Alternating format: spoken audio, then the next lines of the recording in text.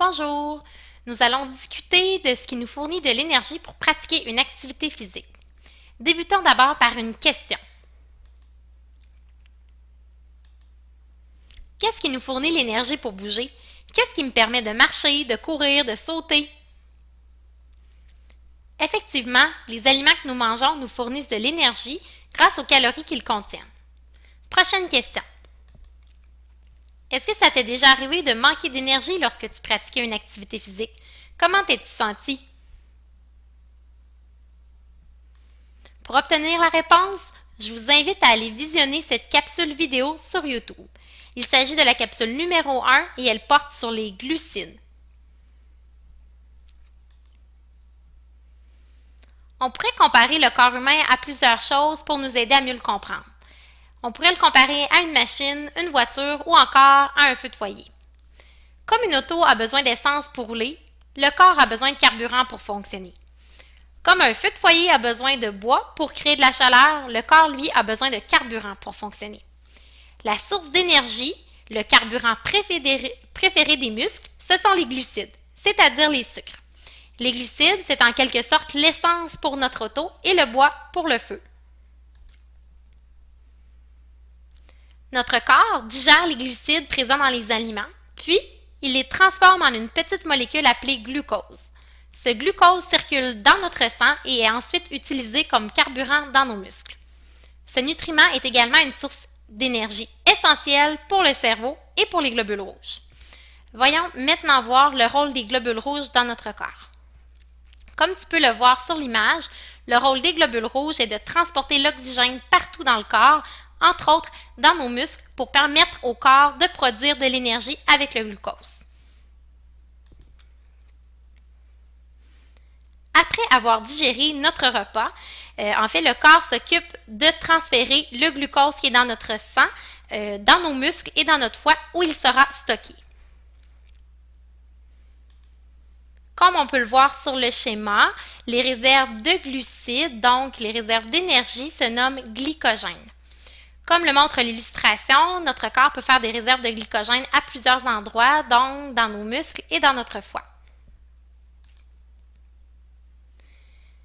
Voici maintenant un peu plus d'informations sur les sources alimentaires de glucides. C'est d'abord bon de savoir que les glucides n'ont pas tous été créés égaux. On retrouve plusieurs types de glucides dans les aliments. Il y a deux grandes catégories, les glucides simples et les glucides complexes. Les glucides simples, qu'on appelle souvent sucre, se retrouvent dans plusieurs aliments. Par exemple, les fruits, les légumes et leur jus, mais également dans le lait, le sucre blanc, la cassonade, le miel et le sirop d'érable. On en retrouve aussi dans les confitures, les bonbons, les boissons pour sportifs de type Gatorade ou Powerade, ou encore dans les boissons aux fruits et les boissons gazeuses. Les glucides simples ont la particularité d'être digérés et absorbés plus rapidement. Ils procurent donc de l'énergie rapidement, mais de courte durée. Tandis que les glucides complexes, quant à eux, sont composés de longues chaînes de glucides simples, ce qui fait en sorte qu'ils vont nous fournir de l'énergie sur une plus longue période de temps, puisque notre corps prend plus de temps pour les digérer et les absorber. Les glucides complexes comprennent le pain, les pâtes, les céréales, le riz et le gruau. Ils incluent aussi les pommes de terre, la patate sucrée, les petits pois, le maïs et les légumineuses. Je poursuis maintenant avec une question. Est-ce que ça t'est déjà arrivé d'avoir des courbatures le lendemain ou le surlendemain d'une activité physique intense? Sais-tu ce qui cause ces courbatures? Pour obtenir la réponse à cette question, je vous invite à consulter cette capsule vidéo disponible sur YouTube. Donc, c'est la capsule numéro 2 et elle porte sur les protéines. Elle vous permettra de trouver la réponse aux courbatures. Parlons maintenant du rôle des protéines. Une machine qui fonctionne bien repose sur des pièces de qualité qui sont bien entretenues et bien arrimées les unes aux autres.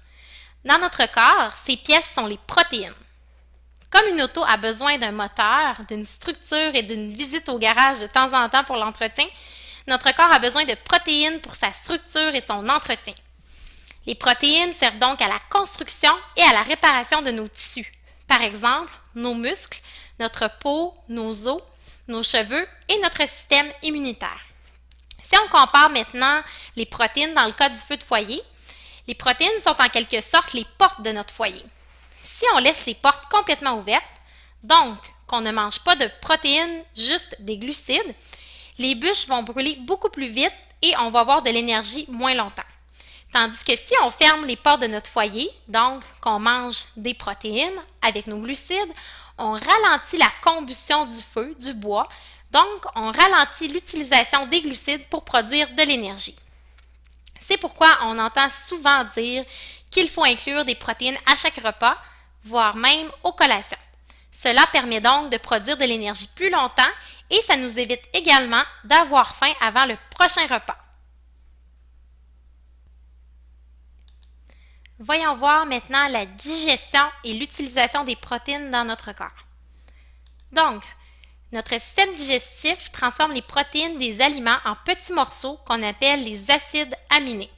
Ces acides aminés circulent dans notre sang, puis ils sont absorbés par les cellules de notre corps où ils y seront assemblés comme de nouvelles protéines selon les besoins du moment. C'est important de savoir que contrairement aux glucides, notre corps n'est pas capable d'entreposer les surplus de protéines. S'il y a des surplus d'acides aminés dans notre corps, ils seront transformés en glucose seulement si à ce moment précis, notre corps a un grand besoin d'énergie. Par exemple, si on pratique une activité physique intense et prolongée, le corps pourra transformer une petite quantité d'acides aminés en glucose pour produire de l'énergie. Par contre, si on n'a pas besoin de ces surplus d'acides aminés-là, ils vont être transformés en graisse et stockés sous forme de tissu adipeux dans notre corps. Voici maintenant une liste des principales sources de protéines. Donc, ça inclut entre autres les produits laitiers et certains substituts à base de soya, comme la boisson de soya, le tofu ou encore les fèves de soya. Ça regroupe également le beurre d'arachide ou le beurre de noix, également les noix, les graines et les œufs. De plus, certaines barres énergétiques pour sportifs vont nous fournir une bonne quantité de protéines. Finalement, le poulet, la dinde, la viande, le poisson, de même que les légumineuses, le jambon et les viandes froides nous fournissent également des protéines.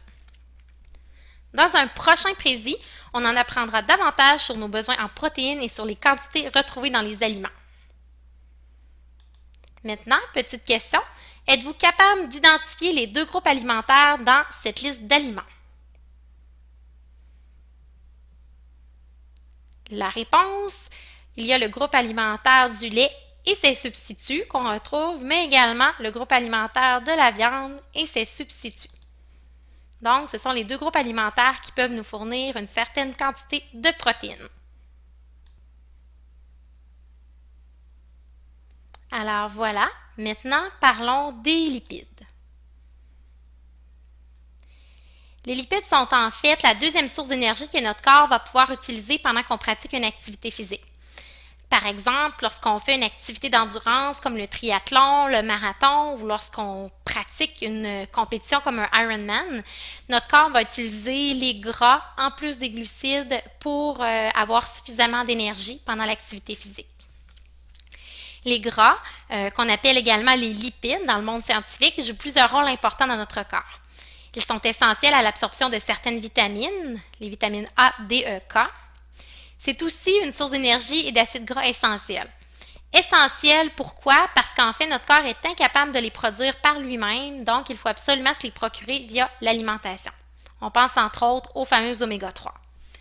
Finalement, les gras, c'est aussi une protection contre les chocs pour nos organes internes.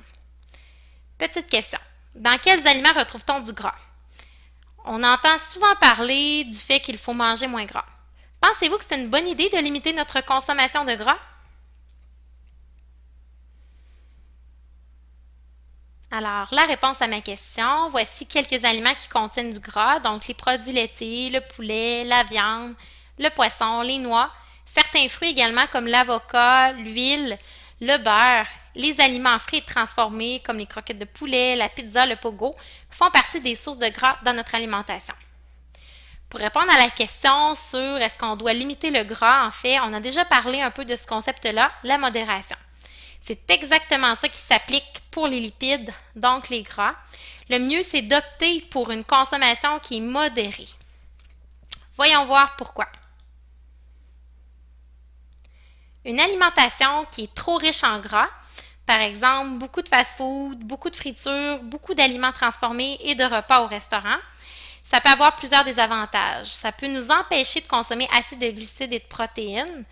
De plus, ça peut ralentir la digestion, ce qui risque de nous causer un point de côté, un inconfort si on mange trop gras avant de pratiquer une activité physique.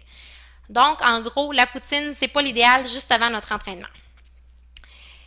D'un autre côté, une alimentation qui va être trop faible, trop pauvre en gras, par exemple, quelqu'un qui va prendre uniquement du yogourt, du lait sans gras, des fromages, des biscuits allégés, des viandes et poissons maigres, aucune huile, aucun beurre dans son alimentation, ça risque de donner des repas qui sont moins intéressants, moins satisfaisants aussi. De plus, on risque de ne pas avoir suffisamment d'énergie, puis ça peut entraîner des déficiences en acides gras essentiels comme les oméga 3. Finalement, dans le cas des adolescents, ça peut compromettre ta croissance, puis ça nuit à la santé de notre peau, de nos cheveux et de nos os.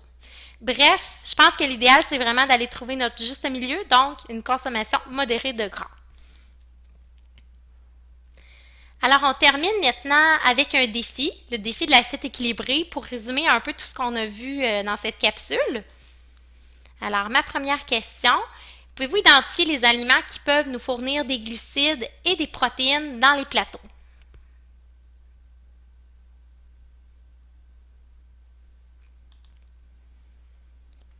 Deuxième question. Ensuite, je vais répondre à la totalité des questions. Donc, quel plateau choisirais-tu quelques heures avant un entraînement intense? Puis, quel plateau choisirais-tu lors d'une journée de repos ou avant un entraînement léger? Explique pourquoi.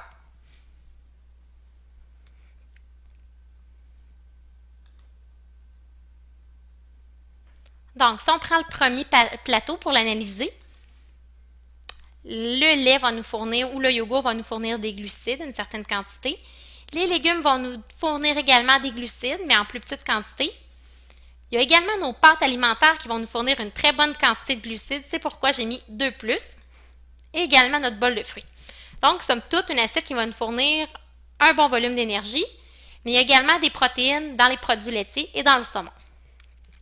Ce qui fait en sorte que je suggérais cette assiette-là lors d'une journée d'entraînement intense parce qu'on a mis davantage de glucides dans le plateau, ce qui fait en sorte qu'on est certain de ne pas manquer d'énergie pendant qu'on pratique une activité physique intense.